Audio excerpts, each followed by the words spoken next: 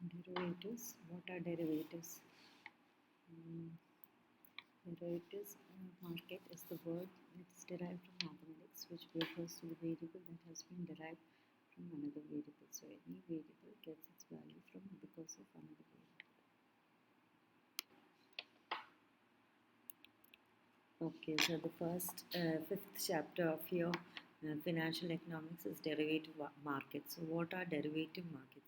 Derivatives are something which derives its value because of some other thing. For example, some other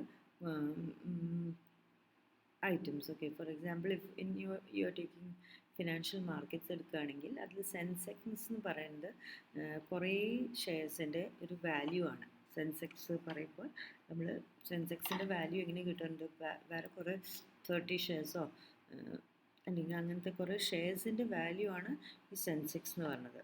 അപ്പോൾ ഇത് derived ആണ്. So സ്വന്തമായിട്ടൊരു value ഇല്ലാത്തത്, ബാക്കിയുള്ള കാര്യങ്ങളിൽ അതിൻ്റെ വാല്യൂ ഡിപ്പെൻഡ് ചെയ്യണ ഒരു വേരിയബിൾ അല്ലെങ്കിൽ ഒരു ഐറ്റമാണ് ഈ ഡെറിവേറ്റീവ് എന്ന് പറഞ്ഞത്. So it has no independent value of its on.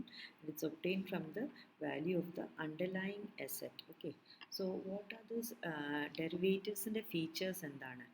Secondary മാർക്കറ്റിലാണ് ഡെറിവേറ്റീവ്സിനെ കാണുക. Okay, that you know. ഇപ്പോൾ സ്റ്റോക്ക് എക്സ്ചേഞ്ച് ഒക്കെ പറയുന്നത് സെക്കൻഡറി മാർക്കറ്റാണ്. അപ്പോൾ ഡെറിവേറ്റീവ് സെക്കൻഡറി മാർക്കറ്റിലാണ് കിട്ടുന്നത്. ആൻഡ് നമ്മൾ അത് വെച്ചിട്ട് കൂടുതൽ ഫണ്ട്സ് റേസ് ചെയ്യാൻ പറ്റില്ല. അപ്പോൾ ഷെയർസ് വെച്ചിട്ട് നമുക്ക് ഫണ്ട്സ് റേസ് ചെയ്യാൻ പറ്റും. പക്ഷേ നിഫ്റ്റി അല്ലെങ്കിൽ സെൻസെക്സ് പറയണത് സെൻസെക്സ് അതൊരു വാല്യൂ ആണ്. That is depending on 30 shares. അപ്പോൾ 30 ഷെയർസിൻ്റെ വാല്യൂ എന്താ വെച്ചാൽ അതനുസരിച്ചാവും അത് ഡിപ്പെൻഡ് ചെയ്യുക. So the transactions in derivatives are settled by taking offsetting positions of the same derivatives. അതായത് അതിൻ്റെ ട്രാൻസാക്ഷൻ നടക്കുമ്പോൾ നമുക്ക് വേണമെങ്കിൽ വിൽക്കാം അല്ലെങ്കിൽ മറ്റേ പൊസിഷനിലും ആവാം. ഓക്കെ, വാങ്ങുകയും ചെയ്യാം വിൽക്കുകയും ചെയ്യാം. അപ്പോൾ ഏത് പൊസിഷനിലും വേണമെങ്കിൽ നമുക്ക് എടുക്കാൻ പറ്റും. ഒരേ പൊസിഷനിലാവണം എന്നില്ല. അതാണ് ഈ രണ്ട് പൊസിഷനായിട്ട് എടുക്കാൻ പറ്റും. പിന്നെ there is no limit on the number of units transacted because there is no physical asset involved. അതിൽ നമ്പർ ഓഫ് യൂണിറ്റ്സ് ഇല്ല, അതിൽ ഫിസിക്കൽ അസറ്റ്സ് ഇല്ല, ജസ്റ്റ് വാല്യൂ അറിയാൻ പറ്റും. പിന്നെ it is liquid in nature and they are tailor made instruments and its use depend on investors. അപ്പോൾ it's tailor made പറഞ്ഞാൽ ആവശ്യത്തിനനുസരിച്ച് നമുക്ക് മാറ്റാൻ പറ്റും ഈ ഡെറിവേറ്റീവ്സിന്.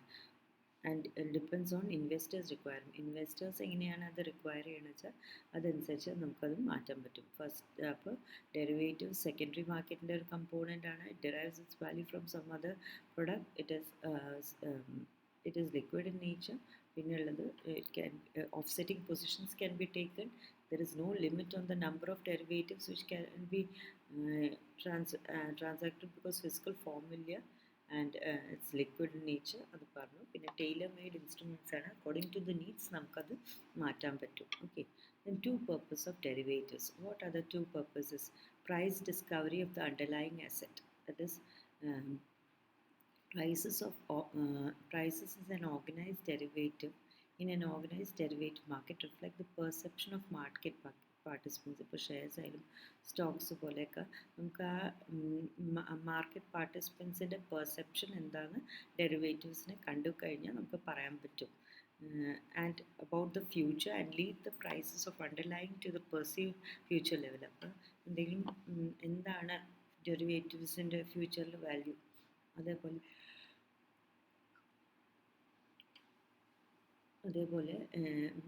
ആ ഐറ്റംസിൻ്റെ നമുക്ക് ഫ്യൂച്ചർ ലെവൽ എന്താണെന്ന്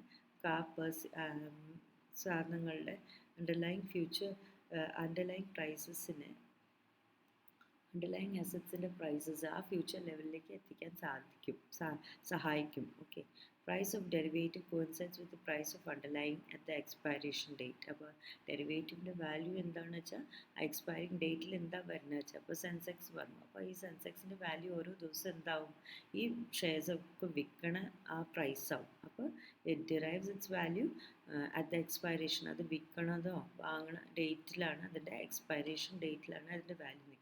സോ ഇത് പ്രൈസ് ഡിസ്കവറിന് ഈ ഒരു ഡെറിവേറ്റീവ് മാർക്കറ്റ് ഹെൽപ്പ് ചെയ്യും. പിന്നെ tools four risk management. Derivative instruments helps to transfer risk through the hedging from the hedger to the speculator.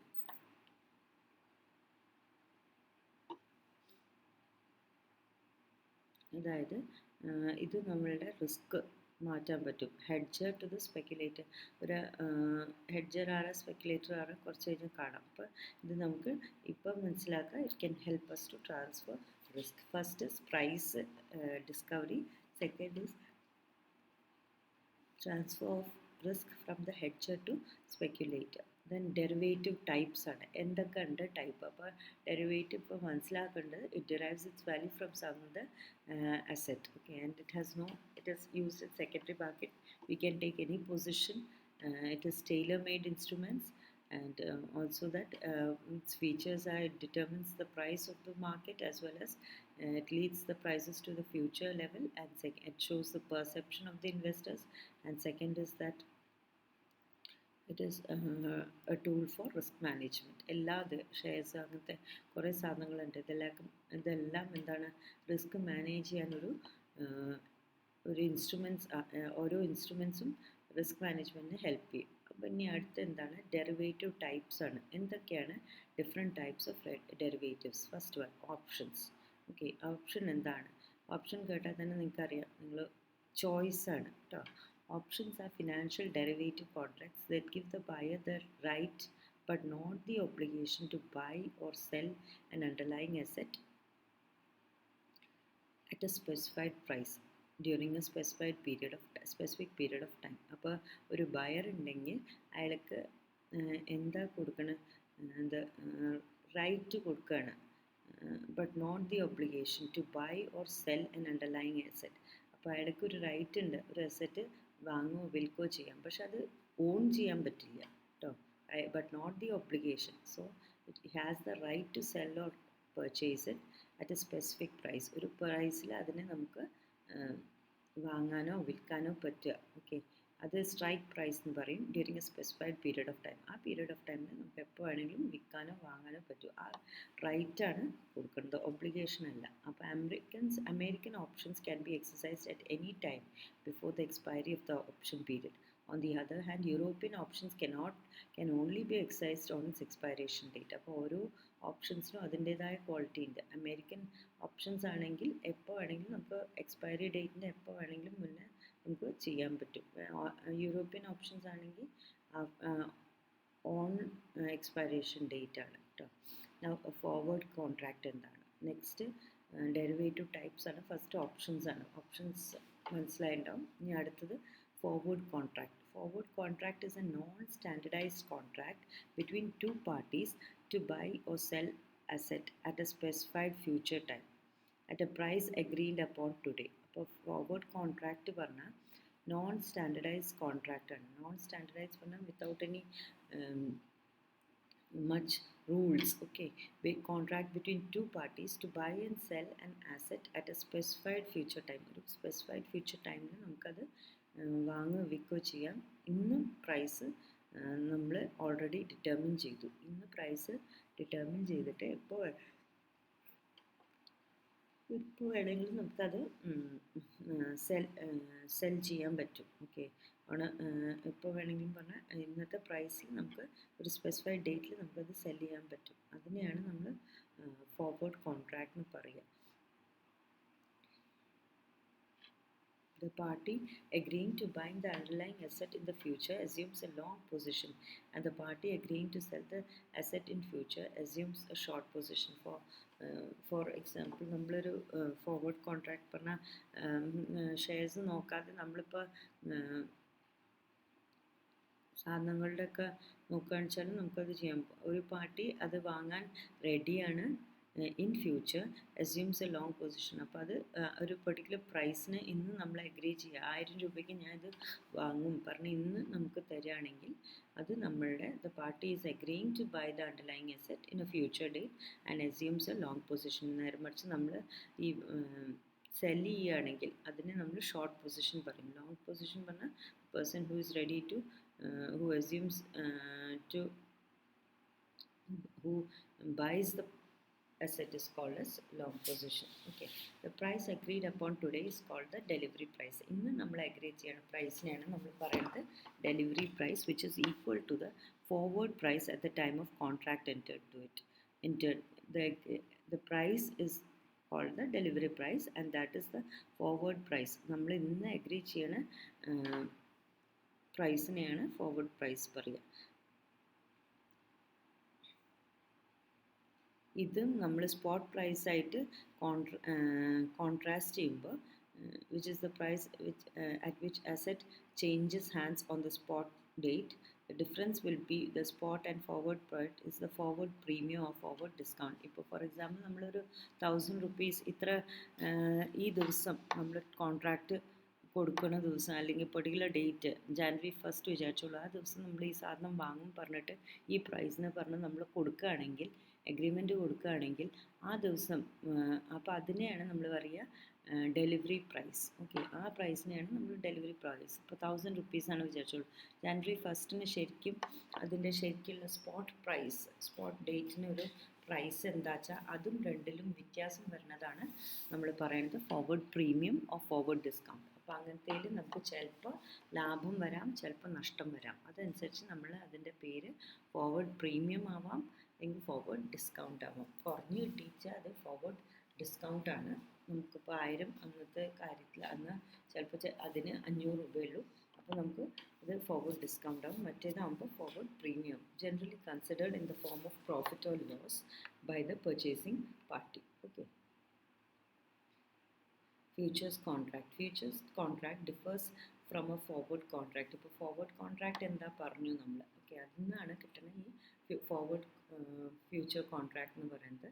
The contract is a standardized contract written by a clearing house that operates on exchange where the contract can be bought or sold. അപ്പോൾ futures contract പറയുന്നത് futures പറഞ്ഞ stock എക്സ്ചേഞ്ചിലാണ്, and it is usually done by a clearing house that operates on exchange. അപ്പോൾ clearing ഹൗസാണ് അതിനെ തീരുമാനിക്കുന്നത്, exchange മാർക്കറ്റിൽ work ചെയ്യുന്നത്. On the other hand forward contract is a non standardized contract written by parties themselves. Forward contract പറയുന്നത് non standardized. ഇപ്പോൾ നമ്മൾ മാങ്ങയൊക്കെ കച്ചവടം ചെയ്യില്ല വീട്ടിൽ, അത് നോൺ സ്റ്റാൻഡർഡൈസ്ഡ്. അതിനൊരു ഒരു ഇൻസ്റ്റിറ്റ്യൂഷൻ ഇല്ല. അപ്പോൾ നമ്മൾ ഇന്നത്തെ ഡേറ്റിൽ നമ്മൾ ആ ഒരു നമ്മുടെ ഫീൽഡിലെല്ലാം മാങ്ങയൊക്കെ കൊടുക്കുകയാണ് വിചാരിച്ചു, 1000 രൂപയ്ക്ക് നമ്മളെല്ലാം മാങ്ങയും കൊടുക്കുകയാണ് ഇന്നത്തെ അഗ്രിമെൻറ്റ് പ്രകാരം. പക്ഷേ ആ ഡേറ്റിന് ജാനുവരി 1 പറഞ്ഞ ഡേറ്റിന് 1000 rupees, ആ ഡേറ്റിന് അയാൾക്ക് വാങ്ങുന്ന ദിവസം സ്പോട്ട് റേറ്റ് കൂടുതലാവാം, കുറവാവാം, അല്ലെങ്കിൽ മാങ്ങ ഉണ്ടാവില്ല, മാങ്ങ എത്ര മാങ്ങയ്ക്ക് അത്രേ കിട്ടുന്നുണ്ടാവുള്ളൂ. അപ്പോൾ അതിൻ്റെ ഡിഫറൻസിനെയാണ് നമ്മൾ ഫ്യൂച്ചർ ഡിസ്കൗണ്ട്, ഫ്യൂച്ചർ പ്രീമിയം എന്ന് പറയുന്നത്. അപ്പോൾ ഇതിന്ന് വന്ന ഒരു സാധനമാണ് ഈ ഫ്യൂച്ചേഴ്സ് കോൺട്രാക്ട്. ഇത് നമ്മൾ സ്റ്റോക്ക് എക്സ്ചേഞ്ചിൽ അപ്ലൈ ചെയ്യുമ്പോൾ അതിന് നമ്മൾ പറയുന്നതാണ് ഫ്യൂച്ചേഴ്സ് കോൺട്രാക്ട്. ഇതിൽ സ്റ്റാൻഡർഡൈസ്ഡ് ആണ്, ആൻഡ് ക്ലിയറിംഗ് ഹൗസാണ് ഇതിൽ നമ്മൾ കോൺട്രാക്റ്റ് നമ്മൾ സൈൻ ചെയ്ത് കൊടുക്കേണ്ടത്. ക്ലിയറിംഗ് ഹൗസ് ഉണ്ട് ഇവിടെ. Okay, on the hand forward contract is non standardised. Forwards also typically have no interim partial settlements or true ups in margin requirement like futures. അപ്പോൾ ഇതിൽ നമുക്ക് വേണമെങ്കിൽ മറ്റേ നേരത്തെ പറഞ്ഞ ഫോർവേഡ് കോൺട്രാക്റ്റിൽ ചിലപ്പോൾ ഇടയിൽ നമ്മൾ ചിലപ്പോൾ പാർഷ്യൽ സെറ്റിൽമെൻറ്റ്സ് ചെയ്യാം, ചിലപ്പോൾ അഡ്വാൻസ് തിരിച്ചു തരാം, അങ്ങനെയൊക്കെ ആവാം. അപ്പോൾ അതിനെ പറയുന്നതാണ് ട്രൂ അപ്സ് എന്ന്. പക്ഷേ ഇതിലത് നടക്കില്ല. ഇപ്പോൾ ഇതിൽ നമുക്ക് വേറെ ആയിട്ട് പാർട്ടി തമ്മിൽ ഒന്നും ചെയ്യാൻ പറ്റില്ല. Okay, so they do not exchange additional property, securing the party at a gain, and the entire unrealized gain or loss builds up while the contract is open. അപ്പോൾ ഗെയിൻ ആയാലും ലോസ് ആയാലും ആ സമയത്ത് നമ്മളുടെ അമൗണ്ട് ഇങ്ങനെ build-up ചെയ്യും. അപ്പോൾ ഇതിലൊരു മിഡിൽ ആയിട്ടുള്ള ഒരു സെറ്റിൽമെൻറ്റ് ഇല്ല. മറ്റേതിൽ അങ്ങനെ ആവാം, അതിൽ റൂൾസ് റെഗുലേഷൻസ് ഇല്ല. ഇതിൽ സ്റ്റോക്ക് എക്സ്ചേഞ്ച് അല്ലെങ്കിൽ ക്ലിയറിംഗ് ഹൗസ് ഡീൽ ചെയ്തിട്ടാണ് നമ്മുടെ ഫ്യൂച്ചേഴ്സ് കോൺട്രാക്റ്റിൽ ചെയ്യണം. മറ്റേ ഫോർവേഡ് കോൺട്രാക്റ്റിൽ ഫ്യൂച്ചർ കോൺട്രാക്ട്സിൽ അങ്ങനെയാണ്. നേരെ മറിച്ച് ഫോർവേഡ് കോൺട്രാക്റ്റിൽ അങ്ങനെയല്ല, സ്റ്റോക്ക് എക്സ്ചേഞ്ച് ഇല്ല. ഓക്കെ, സോ ആദ്യം പറഞ്ഞത് swaps, forward contract, future contract, next swaps are derivatives in which Counterparties exchange cash flows for one party's financial instrument for those of the other party's financial instrument. ഇതെന്താണ്? Derivatives ആണ്. Swaps പറഞ്ഞാലും derivatives ആണ്. ഇപ്പോൾ counterparties, buyer and seller exchange cash flows of one party's financial instrument. Okay, നമ്മളിപ്പോൾ ഞാനും വേറൊരാളും അല്ലെങ്കിൽ വേറൊരു കുട്ടിയും ഇവിടെ പൈസ എക്സ്ചേഞ്ച് ചെയ്യുകയാണ്. Okay, for other parties financial, വേറെ ആരുടെയെങ്കിലും ഫിനാൻഷ്യൽ ഇൻസ്ട്രുമെൻറ്റിന് വേണ്ടി നമ്മൾ ക്യാഷ് എക്സ്ചേഞ്ച് ചെയ്യുമ്പോൾ അതിനെയാണ് സ്വാപ്പ് പറയുക. For example, in case of A swap involving two bonds, the benefits in question can be periodic interest payments associated with the bonds. ഇപ്പോൾ രണ്ട് bond ആണെങ്കിൽ അതിൻ്റെ ബെനിഫിറ്റ് എന്താണ്? ഇൻട്രസ്റ്റ് പേയ്മെൻറ്റ്സ് ആണ്. അതിന് കിട്ടുന്ന ഇൻട്രസ്റ്റ് ആണ് നമ്മൾ അതിനെ എന്താ പറയുക, swap. Specifically, the two counterparties agree to exchange one stream of cash flow against another stream. രണ്ട് പാർട്ടീസും ആ cash flow exchange ചെയ്യാവുന്നൊരു കോൺട്രാക്റ്റ് എടുക്കും. The swap agreement defines the date when the cash flows are to be paid and the way they are calculated. അപ്പോൾ എന്നാണ് രണ്ട് parties ഉണ്ടെങ്കിൽ അവർ തമ്മിൽ എന്നാണ് ഈ ക്യാഷ് എക്സ്ചേഞ്ച് ചെയ്യാൻ പോണത്? ഇപ്പോൾ ബോണ്ട്സ് ആണെങ്കിൽ, ഓക്കെ, രണ്ട് ബോണ്ട്സ് ആണെങ്കിൽ എന്ന് തമ്മിലാണ് ഇവർ പാർട്ടി എക്സ്ചേഞ്ച് ചെയ്യാൻ പോണത്. Usually, at the time when the contract is initiated, at least one of these series of cash flow is determined by a random, uncertain variable, which such as interest rate. Interest rate ആണ് ഇതിനെ തീരുമാനിക്കുന്നത്. Foreign exchange റേറ്റോ equity പ്രൈസോ commodity പ്രൈസോ. അപ്പോൾ രണ്ട് ബയേഴ്സും സെല്ലേഴ്സും ഉണ്ട്, നമ്മൾ ബോണ്ട്സ് ഉണ്ട്. അപ്പോൾ ഈ ബോണ്ട്സ് നമ്മൾ അങ്ങോട്ടും ഇങ്ങോട്ടും ബോണ്ട്സിൻ്റെ വാല്യൂ അങ്ങോട്ടും ഇങ്ങോട്ടും എക്സ്ചേഞ്ച് ചെയ്യാമെന്നുള്ളൊരു തീരുമാനം എടുക്കുകയാണ്. അപ്പോൾ ആ എക്സ്ചേഞ്ച് ചെയ്യുന്ന അമൗണ്ട് ഡിപ്പെൻഡ് ചെയ്യും എന്തിനെയാണ്. It may be on interest rate, can be on exchange rate or anything. അപ്പോൾ സ്വാപ്സ് വേറൊന്നുമല്ല, they are derivatives in which two counterparty agree to exchange their flows of money involving the financial instrument of another party. അപ്പോൾ ഇതാണ് swap എന്ന് പറഞ്ഞത്. Agreement the defines the date when the cash flows are to be paid. അതിൽ date പറഞ്ഞിട്ടുണ്ട്. And the way they are calculated, എങ്ങനെയാണ് നമ്മൾ calculate ചെയ്യേണ്ടത്, എന്തിൻ്റെ ബേസിസിലാണ് അത് കാൽക്കുലേറ്റ് ചെയ്യുന്നത്, ഇൻട്രസ്റ്റ് റേറ്റ് ആണോ എക്സ്ചേഞ്ച് റേറ്റ് ആണോ. അപ്പോൾ അതിൽ എന്താണ് ഡേറ്റും പിന്നെ the way they are calculate, value calculate ചെയ്യുന്നത്. അപ്പോൾ പാർട്ടിസിപ്പൻസ് ഓഫ് ഡെറിവേറ്റീവ് മാർക്കറ്റ്, ആരൊക്കെയാണ് പാർട്ടിസിപ്പൻസ്? ഇപ്പോൾ ഇതുവരെ നോക്കിയത് ടൈപ്സ് ആയിരുന്നു. ഇനി അടുത്തത് ഈ ഡെറിവേറ്റീവ് മാർക്കറ്റിൽ ആരൊക്കെയാണ്? ഇപ്പോൾ ഹെഡ്ജേഴ്സ് ഉണ്ട്, സ്പെക്യുലേറ്റേഴ്സ് ഉണ്ട്, ആർബിട്രേജേഴ്സ് ഉണ്ട്. നേരത്തെ നമ്മൾ പറഞ്ഞു എവിടെയോ ഒരു ടേം വന്നു, ഹെഡ്ജർ. അപ്പോൾ what is an hedger? One of the main purpose of for which derivative trading has been initiated is to hedge or provide protection to the parties of the contract. അപ്പോൾ ഈ ഒരു contract നമ്മൾ sign ചെയ്യുന്നുണ്ടെങ്കിൽ അതിന് hedge പറഞ്ഞാൽ വേലി കെട്ടുക അല്ലെങ്കിൽ പ്രൊട്ടക്ഷൻ കൊടുക്കുക ഒരാൾക്ക് വേണ്ടി എന്നാണ്. Hedgers have risk exposure. ഹെഡ്ജേഴ്സിന് റിസ്കിൻ്റെ ഒരു എക്സ്പോഷർ ഉണ്ട്. പാർട്ടിയിൽ ട്രേഡ് ചെയ്യുന്ന ആൾക്കാർക്ക് എന്താണ് റിസ്ക് എക്സ്പോഷർ, റിസ്ക് ഉണ്ട്, which they offset by a derivative or seek to protect themselves against price movements in an asset in which they have interest. അപ്പോൾ അവരെ പ്രൊട്ടക്റ്റ് ചെയ്യണതാണ് ഈ ഹെഡ്ജേഴ്സ് പറഞ്ഞ ഒരു പാർട്ടിസിപ്പൻ്റ് മെയിൻ ആയിട്ടുള്ള work. For example, an American bank shares of an Indian company, ഒരു Indian കമ്പനീൻ്റെ shares വാങ്ങുകയാണ് വിചാരിച്ചോളൂ, on an Indian exchange would be expose to exchange rate risk while holding that stock. അപ്പോൾ ആ stock വാങ്ങുമ്പോൾ അതിൽ exchange rate risk ഉണ്ട്. ഇത് തടയാൻ വേണ്ടി അല്ലെങ്കിൽ ഈ റിസ്ക് വേണ്ടാന്ന് വെക്കാൻ വേണ്ടി ഇൻവെസ്റ്ററിന് ഒരു ചോയ്സ് കൊടുക്കുകയാണ്. They can purchase the currency futures of dollars to lock in a specified exchange. അപ്പോൾ അവർക്ക് വേണമെങ്കിൽ അത് ഡോളേഴ്സിൽ വാങ്ങാൻ പറ്റും.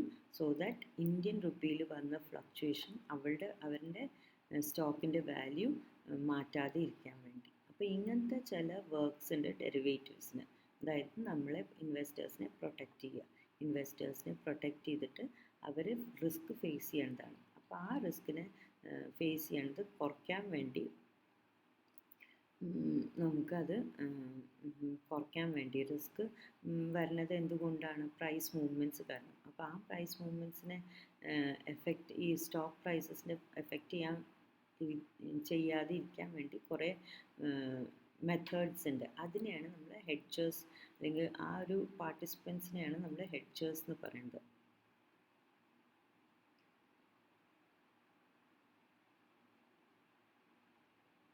ഇപ്പം ആ ഹെഡ്ജേഴ്സ് പറഞ്ഞ പാർട്ടിസിപ്പൻസ്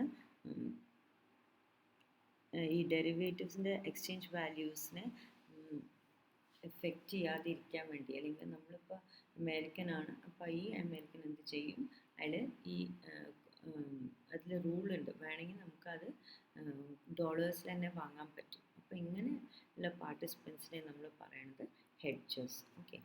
അപ്പോൾ സ്പെക്യുലേറ്റേഴ്സ് പറഞ്ഞാൽ ആ participants were ready to risk in the expectation of return. അപ്പോൾ ചില പാർട്ടിസിപ്പൻസ് ഉണ്ട് റിസ്ക് എടുക്കാൻ തയ്യാറായവർ, അവരെയാണ് നമ്മൾ സ്പെക്യുലേറ്റേഴ്സ് പറയുക. ആദ്യത്തെ ഹെഡ്ജേഴ്സ് പറഞ്ഞാൽ ചിലവരിങ്ങനെ പ്രൊട്ടക്ഷനിസ്റ്റ് പോളിസി ചെയ്യും, അതായത് ഡിഫെൻസ് ടൈപ്പ്, അതിനെയാണ് ഹെഡ്ജേഴ്സ് പറയുക. സ്പെക്യുലേറ്റേഴ്സ് എങ്ങനെ റിസ്ക് എടുക്കാൻ റെഡിയാണ്. The take the position in the market either expecting that the prices will go up or expecting that the prices will go down. അപ്പോൾ അവരെടുക്കുന്നത് അവർക്ക് അറിയാം. സ്പെക്യുലേറ്റേഴ്സ് പറഞ്ഞാൽ അവർ ഡിസിഷൻ എടുക്കുന്നത് പ്രൈസ് കൂടുമോ കുറയുമോ അതനുസരിച്ചിട്ടുള്ളതാണ്. Okay. They may take long position. Long പറഞ്ഞാൽ ചിലപ്പോൾ അവർ വാങ്ങാം, പ്രൈസ് നോക്കിയിട്ട് അവർ ഷെയർസ് വാങ്ങാം, ചിലപ്പോൾ അവർ വിൽക്കാൻ പറ്റും. ഓക്കെ. അപ്പോൾ ഷോർട്ട് പൊസിഷനാണ്. Selling is called short position. However, they have naked positions and therefore they are inviting risk for earning a return. അപ്പോൾ എന്ത് വേണമെങ്കിലും അവർക്ക് പൊസിഷൻ എടുക്കാൻ പറ്റും to get a good return. The speculator create volumes of trading in derivative market, and hedgers and arbitrators get counterparty for their other traders. അപ്പോൾ അവർക്ക് കൂടുതലായിട്ട് trade ചെയ്യാൻ പറ്റും. And whereas arbitrageurs and hedgers get counterparty, വേറെ parties കിട്ടും എന്നാണ് പറയുന്നത്. അപ്പോൾ സ്പെക്യുലേറ്റേഴ്സ് ഫസ്റ്റ് നമ്മൾ പറഞ്ഞ ഹെഡ്ജേഴ്സ് ആണ്. ഇനി അടുത്ത ആർബിട്രേജേഴ്സ് ആണ്. ആർബിട്രേജേഴ്സ് പറഞ്ഞാൽ നമ്മൾ locking in A riskless profit by simultaneously entering into two transactions in two different markets. Like രണ്ട് കൺട്രിയിൽ നമ്മൾ റിസ്ക് കുറയ്ക്കാൻ വേണ്ടി രണ്ട് കൺട്രിയിൽ നമ്മൾ ട്രേഡ് ചെയ്യുന്ന ഒരു പൊസിഷനെയാണ് നമ്മൾ എന്ത് പറയുക, അയാളെ തന്നെ പറയുക ആർബിട്രേജേഴ്സ്. അപ്പോൾ അയാൾ എന്താ ചെയ്യണത്, റിസ്ക് ലോക്ക് ചെയ്യണത് എങ്ങനെയാണ്, locking in a riskless profit. അതായത് അയാൾക്ക് വലിയ നഷ്ടം ഇല്ലാത്ത വിധത്തിൽ അയാൾ രണ്ട് ട്രാൻസാക്ഷനിൽ എൻട്രി ചെയ്യും in two different markets and different timing. The profit opportunities may occur due to price differences in two different markets. അയാൾക്ക് കിട്ടുന്ന പ്രോഫിറ്റ് എന്തിനെ ഡിപ്പെൻഡ് ചെയ്യും, പ്രൈസ് ഡിഫറൻസ്. രണ്ട് മാർക്കറ്റിലും പ്രൈസ് ഡിഫറൻസ് ഉള്ള കാരണമാണ് അയാൾക്ക് കിട്ടുന്ന പ്രോഫിറ്റ് ഉള്ളത്. But could not last long due to arbitraging. അപ്പോൾ ഈ ആർബിട്രേജിങ് കാരണം കൂടുതൽ കാലം നിൽക്കാൻ പറ്റില്ല. ആർബിട്രേജസ് പ്രൈസ് കൂടുതൽ കാലം വ്യത്യസ്തമായി നിൽക്കാൻ പറ്റില്ല. ഇപ്പോൾ ഒരു സ്ഥലത്ത് വില കുറവാണ്, മറ്റേത് കൂടുതലാണ് വിചാരിച്ചോളൂ. അപ്പോൾ അതനുസരിച്ച് ഈ ആർബിട്രേജസിന് വില കുറഞ്ഞുള്ള സ്ഥലത്ത് നിന്ന് വാങ്ങാൻ പറ്റും. പക്ഷേ ഈ difference because of capital movements ഇത് കൂടുതൽ ദിവസം നിൽക്കില്ല. ബിക്കോസ് ഈ ഹൈ പ്രൈസ് ഉള്ള സ്ഥലത്ത് ആൾക്കാർ എന്ത് ചെയ്യും, അവർ തിരിച്ചു പോയിട്ട് ഈ ലോ പ്രൈസിൻ്റെ അവിടെ നിന്ന് വാങ്ങും. അപ്പോൾ എല്ലാവരും there will be a exchange of participants. അപ്പോൾ എന്താവും, ഈ പ്രൈസ് കുറവുള്ള സിറ്റുവേഷൻ അങ്ങനെ നിൽക്കില്ല, കുറച്ച് നാളത്തേക്ക് നിൽക്കും. പക്ഷെ ആ കുറച്ച് നാളത്ത് നമ്മളത് പെട്ടെന്ന് യൂട്ടിലൈസ് ചെയ്യണം. അപ്പോൾ ആർബിട്രേജേഴ്സ് പറഞ്ഞാൽ എന്താണ്, a person who looks into who tries to lock risk by trading in two different markets. Okay, അതിൻ്റെ പ്രൈസ് വെച്ചിട്ട് അവർ ട്രേഡ് ചെയ്യാൻ നോക്കും. Okay. So arbitrators may deal in cash and derivatives market or only derivatives market for different periods of time. Arbitrageurs ചിലപ്പോൾ ക്യാഷിൽ deal ചെയ്യാം, അല്ലെങ്കിൽ derivative markets ആണ്, അല്ലെങ്കിൽ രണ്ടും കൂടിയിട്ട് ഡീൽ ചെയ്യാൻ പറ്റും. എന്തിനാണ് അവർ ചെയ്യണത്, പ്രോഫിറ്റിന് വേണ്ടിയിട്ട് മാത്രമാണ്. For example, arbitrageurs may buy in the spot market and sell in the futures market. Spot market ഇന്ന് വാങ്ങണം, ഫ്യൂച്ചേഴ്സ് മാർക്കറ്റിൽ വിൽക്കാൻ പറ്റും. അതേപോലെ ഫ്യൂച്ചർ മാർക്കറ്റിൽ വാങ്ങണം, സ്പോട്ട് മാർക്കറ്റിൽ വിൽക്കാൻ പറ്റും. അപ്പോൾ they have the option. So there are three people, hedgers who take a defensive measure, ഇപ്പോൾ ഫോർ എക്സാമ്പിൾ നമ്മൾ പറഞ്ഞ ഒരു അമേരിക്കന് അല്ലെങ്കിൽ ഇന്ത്യൻ സ്റ്റോക്ക് വാങ്ങാം, പക്ഷേ ആ സ്റ്റോക്ക് വാങ്ങുമ്പോൾ അതിലേക്ക് ഡോളർ ടേംസിൽ വാങ്ങാൻ പറ്റും. അപ്പോൾ ഇന്ത്യൻ റുപ്പിയുടെ വേരിയസ് ഫ്ലക്ച്വേഷൻസ് അയാളുടെ സ്റ്റോക്ക് പ്രൈസിനെ എഫക്റ്റ് ചെയ്യില്ല. നെക്സ്റ്റ് സ്പെക്യുലേറ്റേഴ്സ് ആണ്. അത് ലോങ് പൊസിഷനും ഷോർട്ട് പൊസിഷനും എടുക്കാം. They decide on the basis of the prices of the shares. Then third is arbitrageurs. Arbitrageurs പറഞ്ഞാൽ രണ്ട് മാർക്കറ്റിനെ വെച്ചിട്ട് അവർക്ക് ഡീൽ ചെയ്യാൻ പറ്റുന്ന ആൾക്കാരാണ് arbitrageurs. Okay, and they try to reduce the risk. Next is forward contracts. അപ്പോൾ ഫോർവേഡ് കോൺട്രാക്റ്റ് നേരത്തെ പറഞ്ഞു വെച്ചാലും അതിൻ്റെ ഫോർവേഡ് കോൺട്രാക്ട്, ഫ്യൂച്ചർ കോൺട്രാക്ട് നമ്മൾ പറഞ്ഞല്ലോ, പക്ഷെ അതിൻ്റെ ഡീറ്റെയിൽഡ് ആയിട്ട് ഉള്ളതാണ്. Forward contract is an agreement made today between A buyer and seller, wherein the seller is undergoing the obligation to deliver a specified asset of a specified quality and quantity to the buyer on a future date and place is specified at a price agreed upon today. അപ്പോൾ നമ്മളെല്ലാം പറയുകയാണ് അവർ തമ്മിൽ, ബയറും സെല്ലറും തമ്മിൽ ഒരു specified asset ഉണ്ടാവും, quality, quantity. Okay, quality ഉണ്ടാവും, quantity ഉണ്ടാവും. ഒരു ഫ്യൂച്ചർ ഡേറ്റിന് ഒരു സ്പെസിഫൈഡ് പ്രൈസിൽ. അപ്പോൾ quality, quantity and specified asset, രണ്ട് ക്യൂ, ക്വാണ്ടിറ്റി, ക്വാളിറ്റി. ഒരു സ്പെസിഫൈഡ് അസറ്റ് ഫ്യൂച്ചർ ഡേറ്റിന്. The buyer in return pays has to pay the seller a pre negotiated price. അപ്പോൾ മുൻകൂട്ടി തീരുമാനിച്ച ഒരു പ്രൈസിന് ആ ബയർ തിരിച്ചു കൊടുക്കണം. ഇത് മാർക്കറ്റബിൾ അല്ല. വൺസ് ഒരു ഫേം ഫോർവേഡ് കോൺട്രാക്ട് എൻട്രി ചെയ്യുകയാണെങ്കിൽ അതിന് പുറത്ത് പോകാനൊരു വഴിയൊന്നുമില്ല, അൺലെസ് ആ ട്രേഡ് നമ്മൾ റിവേഴ്സ് ചെയ്യാണ്, വേണ്ട വയ്ക്കുകയാണ്. ഇത് രണ്ട് പറ്റുള്ളൂ. അപ്പോൾ ഒരു സ്പെസിഫൈഡ് ക്വാണ്ടിറ്റി, സ്പെസിഫൈഡ് ഡേറ്റിന്, അതേപോലെ ക്വാളിറ്റി ഉള്ള സാധനം നമ്മൾ വേറൊരു ദിവസം നമ്മൾ അയാൾക്ക് വിൽക്കുകയാണ്, ഒരു പ്രീ നെഗോഷിയേറ്റഡ് പ്രൈസിൽ വിൽക്കുകയാണെന്ന് പറഞ്ഞതാണ് ഫോർവേഡ് കോൺട്രാക്ട്. അതിനൊരു സ്റ്റോപ്പ് ചെയ്യാനൊരു വഴിയില്ല, ഓൺലി റിവേഴ്സ് ചെയ്യാൻ പറ്റും. For example, wheat farmer selling his harvest at a known price at a future date is in order to eliminate risk, a price risk. അപ്പോൾ ഇത്ര സ്ഥലം നമ്മൾ വിൽക്കും, ഇത്ര പ്രൈസിന് പറഞ്ഞ് മുൻകൂട്ടി, സ്ഥലമല്ല സാധനങ്ങൾ ഇത്ര പ്രൈസിൽ മുൻകൂട്ടി വിൽക്കും എന്ന് പറഞ്ഞത് അത് പ്രൈസ് റിസ്കിനെ അവോയ്ഡ് ചെയ്യാൻ വേണ്ടിയിട്ടാണ്. ഓക്കെ, ഫീച്ചേഴ്സ് എന്താണ് ഫോർവേഡ് കോൺട്രാക്റ്റിൽ? Forward contracts are not standardise form of contract. നേരത്തെ പറഞ്ഞു, ഇതിൽ എക്സ്ചേഞ്ച് മാർക്കറ്റ് ഒന്നുമില്ല, it's not standardise. They are over counter transaction. Exchange ഇല്ല, ഓവർ ദ കൗണ്ടർ ആണ്, ട്രാൻസാക്ഷൻ ആണ്, എക്സ്ചേഞ്ച് മാർക്കറ്റ് ഇല്ല. And every order is separate and is determined with respect to contract size. അപ്പോൾ ഓരോ ഓർഡറും സിമിലാരിറ്റി ഹോമോജീനിയസ് അല്ല, it depends on the size, date, asset type, quality etcetera. പിന്നെ future contracts ആ bilateral agreements, രണ്ട് പേരാണ് അതിൽ എഗ്രിമെൻറ്റിൽ വരിക. In forward contracts both parties take up a position. Forward കോൺട്രാക്ട്സിൽ രണ്ട് പാർട്ടിയും ഒരു പൊസിഷൻ എടുക്കുകയാണ്, ഒരാൾ അത് വാങ്ങും, മറ്റേ ആളത് വാങ്ങും.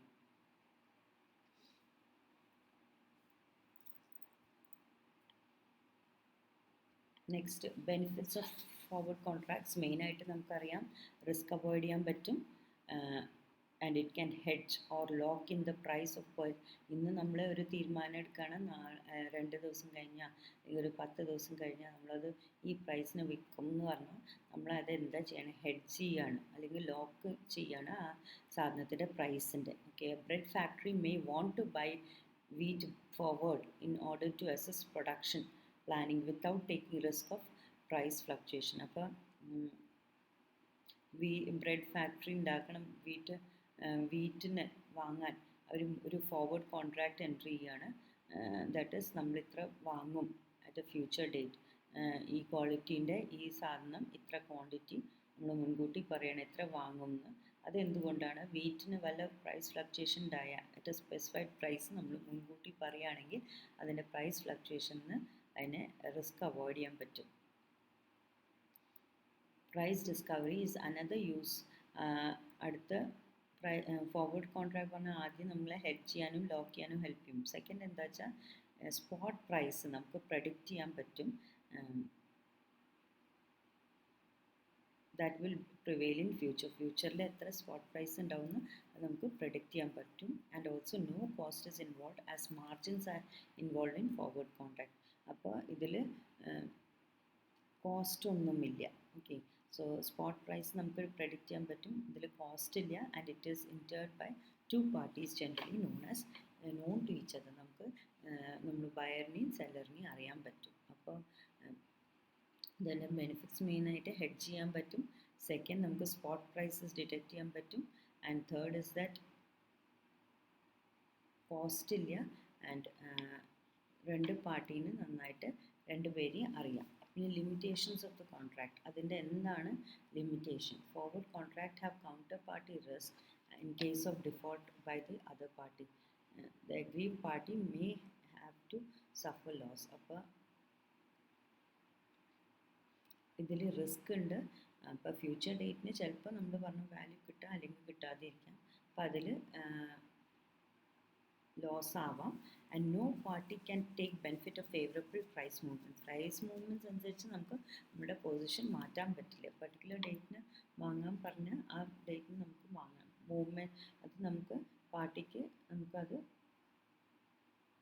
ഫേവറബിൾ പൊസിഷൻ എടുക്കാൻ പറ്റില്ല.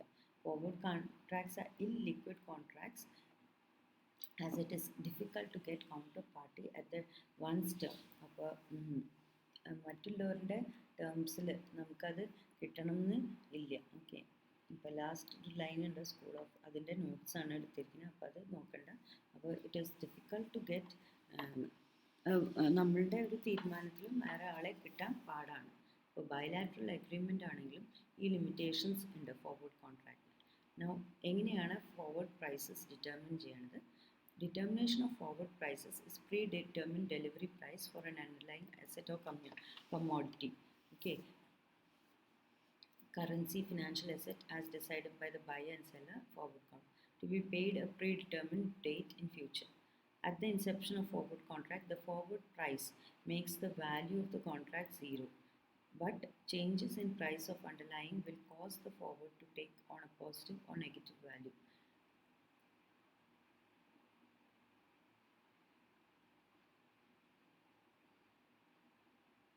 ഒരു സ്റ്റാർട്ടിങ്ങിൽ ഫോർവേഡ് കോൺട്രാക്റ്റിൽ സ്റ്റാർട്ടിങ്ങിൽ the forward price makes the value of the contract zero.